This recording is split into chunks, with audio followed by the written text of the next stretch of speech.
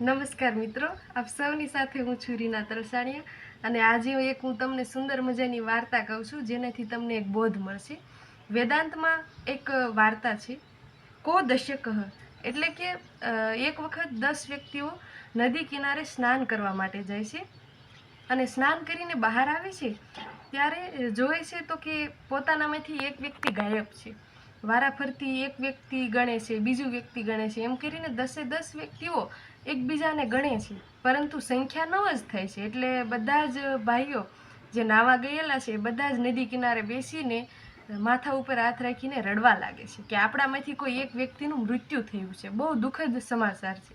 ફરી ફરીને બધાની શંકા થાય છે અને ગણે છે 1 2 3 4 5 6 7 8 9, પરંતુ વ્યક્તિ પોતાને ગણતા ભૂલી જાય છે, એના લીધે 9 સંખ્યા થાય છે। તો આ મૂર્ખોમાંથી કોઈ એવું નથી સમજી શકતા કે હું પોતાને નથી ગણતો માટે 9 સંખ્યા થાય છે।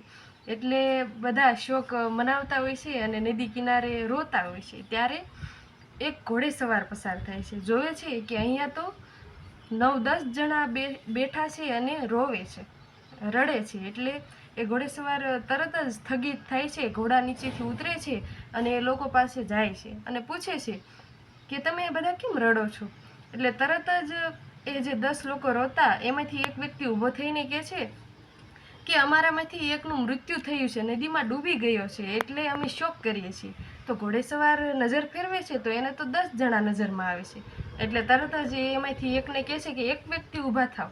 એટલે એક વ્યક્તિ ઊભો થાય છે અને કહે છે કે તું ગણતરી ચાલુ કર, પણ પ્રથમ તું તને ગણ, ત્યારબાદ તું બીજાને ગણ। એટલે એ વ્યક્તિ પોતાને પહેલી ગણતરીમાં લે છે અને ત્યારબાદ 9 જણાની સંખ્યાની ગણતરી કરે છે તો ખબર પડે છે કે અમે તો ખરેખર 10 છીએ। એટલે મૂર્ખો 10 મૂર્ખો ખૂબ ખુશ થઈ જાય છે। ત્યારે ઘોડેસવાર કહે છે કે પ્રથમ ગણતરી આપણી કરવી જોઈએ, ત્યારબાદ આપણે બીજાને કહી શકીએ।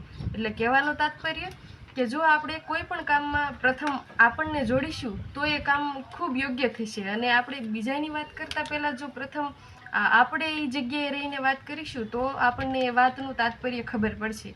એટલે સત્કર્મ હોય, સારા વિચાર હોય કે કોઈ પણ બાબત હોય, પહેલાં અનુસરવાનું આપણે છે।